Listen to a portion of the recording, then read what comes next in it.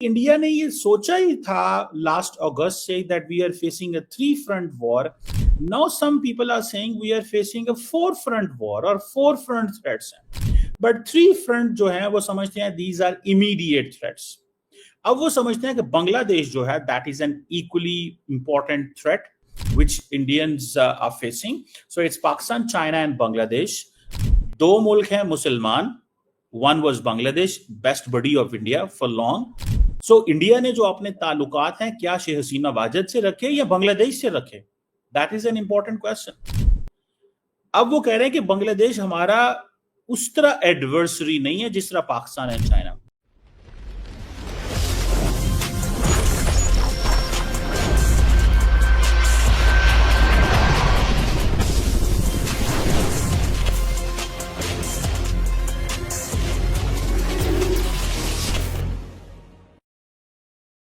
जी hello दोस्तों, मैं हूं कमर चीमा. उम्मीद है आप लोग ठीक होंगे.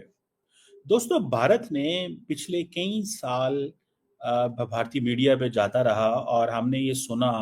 तमाम इंडिया की जो स्ट्रेटेजिक कम्युनिटी है, जो जनरल्स हैं, एम्बेसडर्स हैं, मीडिया के लोग हैं, पॉलिटिकल क्लास है, we heard them with one sentence that India is facing a two front war. And then they kept on saying that this is not basically a two front war, this is basically a three front war. That was basically जो एक central एक जो narrative हमारे सामने आया कि जी it's two front war, then 2.5 front war, कि India is not just countering China and Pakistan, India is also countering terrorism. So they consider this is not a full scale threat but it's a threat. अब situation ये है कि now India is saying something different. India ये कह रहा है कि we are facing a three front threat और थ्री फ्रंट वॉर. अभी इंडिया ने ये सोचा ही था लास्ट अगस्त से that we are facing a three front war. Now some people are saying we are facing a four front war और फोर फ्रंट थ्रेट्स हैं. बट थ्री फ्रंट जो है वो समझते हैं दीज आर इमीडिएट थ्रेट्स. अब वो समझते हैं कि बांग्लादेश जो है that is an equally important threat which Indians are facing. So it's Pakistan, China and Bangladesh. That is one point. And बहुत सारे लोग ये सवाल कर रहे हैं कि why there are so many threats which India is facing? What's really a problem? मसला क्या है कि आप जो है इस चीज को अगर देखें, फॉर एग्जाम्पल आप कहें जी कि we are facing a two front war या थ्री फ्रंट वॉर और फोर फ्रंट वॉर, तो मसला किधर है? मसला क्या इंडिया के अंदर है, बांग्लादेश के अंदर है, पाकिस्तान के अंदर है, चाइना के अंदर है? Where is the crisis? मसला बनता कहां पे है? सो ये एक चीज जो है that is where people are talking a lot. इस चीज को अगर मैं देखूं तो पहली बात. दूसरी बात ये है कि इसमें जारी बात है there is a lot of question answer इसमें आ रहे हैं. मैं देख रहा था कि लोग समझते हैं कि अब हमें बांग्लादेश को प्रॉपर थ्रेट के तौर पे लेना चाहिए. ठीक है जी. और जैसे मैं कह रहा हूं कि ये, और अभी जब for example Indian military leadership ने ये बताना शुरू किया जी पाकिस्तान के साथ चाइना मिला हुआ था, तो उन्होंने कहा जी चाइना मिला हुआ था तो ये तो आपको पहले ही पता था चाइना मिला हुआ था. So what's new?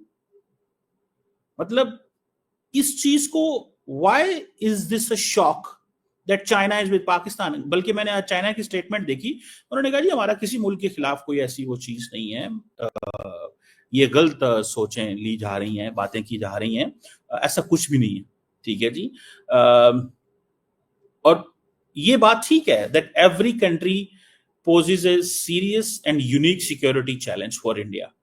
लेकिन सवाल ये पैदा होता है कि is India externalising threat continuously for domestic unity? दो मुल्क हैं मुसलमान. One was Bangladesh, best buddy of India for long. So India ने जो अपने ताल्लुकात हैं क्या शेख हसीना वाजद से रखे या बांग्लादेश से रखे? That is an important question. अब वो कह रहे हैं कि बांग्लादेश हमारा उस तरह एडवर्सरी नहीं है जिस तरह पाकिस्तान एंड चाइना. लेकिन जो डायनामिक्स हैं इस वक्त दोनों मुल्कों के दरमियान, that tells us the case के now it is an adversary but it is a threat. It's not an adversary but it is a threat. So इसी चीज को देखें कि ये जो चीज है कि इंडिया का जो सारे का सारा नॉर्थ है वो थ्रेट है, नॉर्थ वेस्ट में थ्रेट है. ये सारी की सारी जो चीजें हैं, ये इंडिया कैसे मैनेज करेगा? ठीक है ना जी। और पाकिस्तान तो चलो ठीक है, इट वाज ऑलवेज बीन वो कहते हैं जी हमें हाइब्रिड वॉर लड़नी पड़ी, conventional nuclear this that, conventional military, हम वो देखते रहे। बट पाकिस्तान की मिलिट्री के बारे में वो कहते हैं कि वो जी बड़ी डेंजरस मिलिट्री है, इर्रेशनल है। हालांकि बाय द वे मैंने कई इंडियन लोगों से सुना है कि जी पाकिस्तान की फौज इर्रेशनल है, जबकि मैंने इंडिया के चीफ ऑफ डिफेंस स्टाफ से सुना, उन्होंने कहा the people in uniform are the most rational people. ठीक है, because they do not want war to expand. और यहाँ पे सारी बात है, बांग्लादेश, पाकिस्तान, चाइना का जो टेरेन है दैट इज नॉट, ये ना मैं I consider this is a four front war India के लिए, अगर इंडिया इसको पूरी तरह एक्सप्लेन करते हैं। लेकिन अब हर बंदा तो उनसे पूछेगा ना कि अगर आपके लिए इतने फॉरेन पॉलिसी थ्रेट्स हैं, हर मुल्क आपका दुश्मन है, तो where are you in fact, आप कहां खड़े हुए हैं? Where do you stand? आप क्या इसी तरह आपके लिए थ्रेट्स ही हैं, या आपके लिए एक नॉर्मल जिंदगी भी आप गुजार सकते हैं? आप क्या इसी तरह रहेंगे या आप नॉर्मल जिंदगी गुजारेंगे? That's a question. चाइना जो पीपल्स लिबरेशन आर्मी जो है, चाइना इंडिया के लिए वो कहते हैं जी टेक्नोलॉजिकली बहुत एडवांस है हमसे, उसके पास फंड्स ज्यादा है, वो इंटीग्रेटेड ज्यादा है। तो इंडिया ने तो ये भी महसूस किया होगा कि पाकिस्तान की भी आर्म फोर्सेस बड़ी इंटीग्रेटेड है, बड़ी इंटीग्रेटेड है। और ये अभी मेरा एक दोस्त गया हुआ था बाहर, he was into this delegation, तो उसने मुझे बताया कि much of the Americans were saying that the Pakistan की मिलिट्री को एडवांटेज ये है कि इट इज इंटीग्रेटेड। सो हमने चाइना के साथ मिलके ये चीजें की हैं कि हमने इंटीग्रेशन भी की है अपनी फौज के अंदर। सो इंटरऑपरेबिलिटी, इंडिया तो इसको फिगर आउट कर रहा है ना। चीफ ऑफ डिफेंस स्टाफ है इंडिया की, फॉर एग्जांपल मुझे याद है जो बिपिन रावत साहब होते थे, जो पहले सीडीएस थे, वो कहा करते थे कि एयरफोर्स जो है that is a supporting arm, और उस वक्त के एयरफोर्स चीफ कहते थे नहीं, this is not a supporting arm, this is a full arm. तो मतलब वो अभी चीज चल रही थी इंडिया के अंदर के, इंडिया के साथ दो लड़ाइयां पाकिस्तान की हो गई, एंड आपने फिर देख लिया। अब मिसाइल भी हैं, साइबर के मसले भी हैं। India is like into so much things, India बहुत सारी चीजों में आया हुआ है, और वो समझते हैं कि हमें we really have to understand कि हमें कैसे चीजों को लेके चलना है। चाइना के साथ अरुणाचल प्रदेश में मसले हैं, सिक्किम, लद्दाख, वो भी मसले सॉल्व नहीं हुए।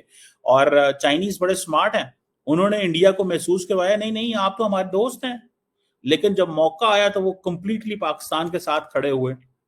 और हमें भी दुख था पाकिस्तान को 2019 में चाइनीज उस तरह शायद पाकिस्तान के साथ नहीं खड़े हुए थे। ये एक मेरी assessment, I may be wrong on this, लेकिन मैं थोड़ा I read it that way. I don't, without going in detail because now the situation has changed, so हम इसको एक और एंगल से एक्सप्लेन कर रहे हैं। सो ये जो सिनेरियो है सारे का सारा, ये सिनेरियो हमारे सामने है, ठीक है। और लेट्स सी इसमें क्या निकलता है कि ये इंडिया के लिए 2-3 फ्रंट वॉर या 4 फ्रंट वॉर, इंडिया के लिए 3 फ्रंट वॉर है या 4 फ्रंट वॉर है। बांग्लादेश को भी तो देखते हैं इंडिया, ठीक है जी, जिसको वो समझते हैं कि ठीक है अभी हमारे लिए कोई मसला नहीं है, कि जी वो ठीक है चाइना और पाकिस्तान की तरह का अभी नहीं है हमारे साथ। और ये मेरा ख्याल है कि मेरा ख्याल है इंडियन बांग्लादेश के पास 9 डिवीजन की आर्मी है, और वो समझते हैं कि होस्टाइल न्यूट्रल आर्मी हमारे लिए बन रही है। और ये जो सारे का सारा जो सिलीगुड़ी कॉरिडोर था, it has become more vulnerable now, ठीक है ना जी।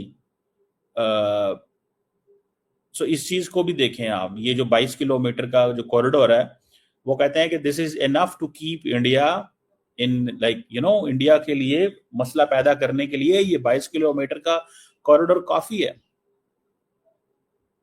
और वहां पे क्या हो सकता है, इंडियंस ये भी समझते हैं कि वहां पे इंसर्जेंसीज भी शुरू हो सकती हैं नॉर्थ ईस्ट में, और बांग्लादेश जो है उसमें इंसर्जेंट्स को फैसिलिटेट कर सकता है, इलीगल क्रॉस बॉर्डर मूवमेंट में हेल्प कर सकता है, आर्म्स मूवमेंट करवा सकता है। That is what India is thinking now.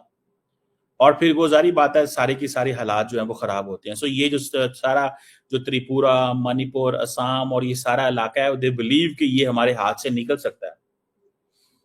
So India के लिए प्रॉब्लम 3 फ्रंट तो इंडिया के बॉर्डर है ना, 4th इज तुर्की है, जिसको वो अब उसके लिए वो ग्रीस को जाके फाइनेंस कर रहे हैं, वेपन्स देंगे कि इसको ऑफ बैलेंस यहाँ पे कैसे करना है। सो इंडिया क्यों इतना लड़ना चाहता है, या इंडिया के ये इतने स्कैटर्ड थ्रेड्स क्यों हैं? इंडिया क्यों उनके साथ बैठ के मामला, इंडिया में से चाइना के साथ बैठ के मामला हल करना चाहता है, बाकियों को दबाना चाहता है, बाकियों को कहता है पाकिस्तान तुम मेरी बात सुनोगे, बांग्लादेश तुम वो करोगे जो हम कहेंगे, पाकिस्तान तुम वो करोगे जो हम कहेंगे, चाइना ठीक है आपके साथ बैठ के बात कर लेते हैं। ये है स्टोरी। चाइना को कहते हैं हम आपके साथ बैठ के बात कर लेते हैं, और पाकिस्तान को क्या कहते हैं, आपके साथ बात नहीं करनी है हमें। बांग्लादेश को क्या कहते हैं, जैसे कि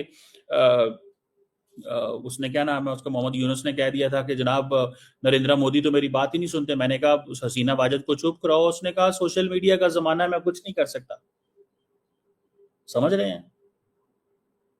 so India is facing, India अपने थ्रेट्स को कम कर सकता है अगर करना चाहे तो।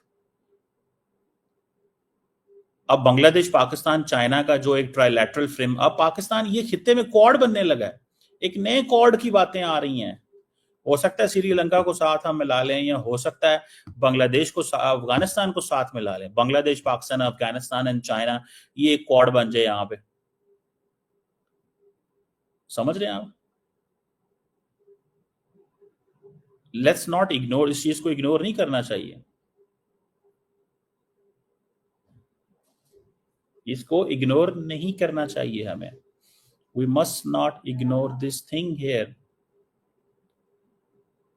सो इंडिया कैसे ये सारी चीजें कर सकता है, या कैसे ये चीजें बना सकता है, या कैसे इन चीजों को लेके चल सकता है। सो ये जो इंडिया को सारी बात है, अपनी पुलिस को बहुत ज्यादा वो करना पड़ेगा। अभी मैं देख रहा था कि इंडिया जो है वो अपने म्यांमार के साथ बॉर्डर फेंसिंग कर रहा है प्रॉपर। वो कह रहे हैं भाई ये फेंसिंग करो, ये मामला ठीक नहीं चल रहे हमारे, फेंसिंग करो, ये मामला हमारे ठीक नहीं चल रहे। वो उनके साथ फेंसिंग करना चाहते हैं, लॉन्ग टर्म चीज है ना, कंक्लूड करना चाहते हैं। So India is fighting a 3 front war. मैं तो इसको कहूंगा from 3 to 4 front war, from 3 to 4 front war. और पाकिस्तान के वाले से उनको ये है कि अब वो देखें वो क्या कहते हैं, पाकिस्तान में जनाब आईएसआई है, चाइना की पीपल्स लिबरेशन आर्मी है, बांग्लादेश के अंदर रेडिकल ग्रुप्स, ये जो लेबलिंग करते हैं ना इंडियंस, एट टाइम्स ये पाकिस्तान और बांग्लादेश को नहीं अच्छी लगती। द मोमेंट दे लोग Pakistan and Bangladesh, they start looking at the religious extremist. वो क्या कहते हैं, these are religious extremist. The moment they stop, वो उसको वो करते रहते हैं कि जी ये तो रिलीजियस, ये तो फंडुआ सारे यहाँ पे फंडामेंटलिस्ट हैं, मिलिटेंट्स हैं, टेररिस्ट हैं। इस चीज को देख के ठीक है जी। सो इंडिया के लिए वो जैसे कहते हैं ना कि जो फर्स्ट जो वॉर है, फर्स्ट फ्रंट वॉर जो है, जिसे कहते हैं वो, that is like it's over now, they are facing a 3 front war. और मेरा ख्याल है कि द इंडियंस डू अंडरस्टैंड कि ठीक है ये हम लड़ने के लिए तैयार है। मुझे ये भी लगता है कि ज्यादातर इंडिया जो है अपने थ्रेट को एक्सटर्नलाइज करेगा और कहेगा कि भाई साहब हम तो बहुत मुश्किल में हैं, हमें तो बड़ी टेंशन पड़ी हुई है, हमें तो नजर आ रहा है कि मामलात कोई अच्छे नहीं चल रहे, हमें इमीडिएटली बहुत डिफेंस पे खर्चा करना पड़ेगा, बांग्लादेश के खिलाफ एक नेशनलिज्म की मूवमेंट शुरू हो जाएगी, एक इधर की मूवमेंट शुरू कर दें, उधर की मूवमेंट शुरू कर दें। You understand? तो ये चीजें जो है ना वो करेंगे, वो इसको जहन में रखिएगा। So keep that in mind. This is a message, ये आप लोगों के लिए मैसेज भेज रहा हूँ ताकि आपको पता चले ये ऐसे मुमकिन है। Thank you.